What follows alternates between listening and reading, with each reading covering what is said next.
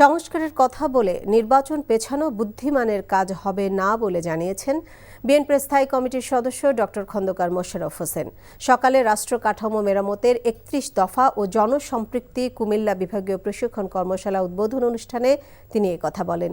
বিভাগীয় সাংগঠনিক সম্পাদক সেলিম ভূঁইয়ার সভাপতিত্বে প্রশিক্ষণ কর্মশালায় বিকেলে ভার্চুয়ালি যুক্ত হয়ে প্রধান অতিথি হিসেবে বক্তব্য রাখবেন বিএনপির ভারপ্রাপ্ত চেয়ারম্যান তারেক রহমান।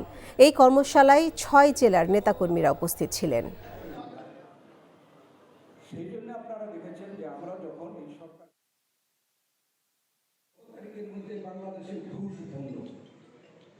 সংস্কারের কথা বলে নির্বাচনকে পিছানো বুদ্ধিমানের কাজ হবে না।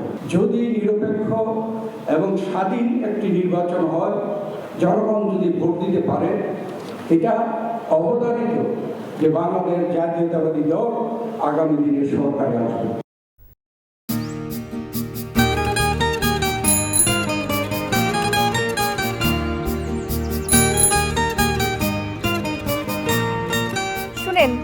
পুরুষ মানুষ তো এভাবে ভয় পেলে চলে না, মুখে সাহস রাখতে হয়।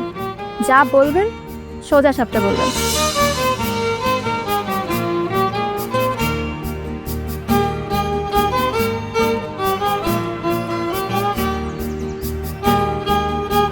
তো এই শীতে যে শীতের কাপড় ছড়ে আসছো, এটা কি ঠিক আছে?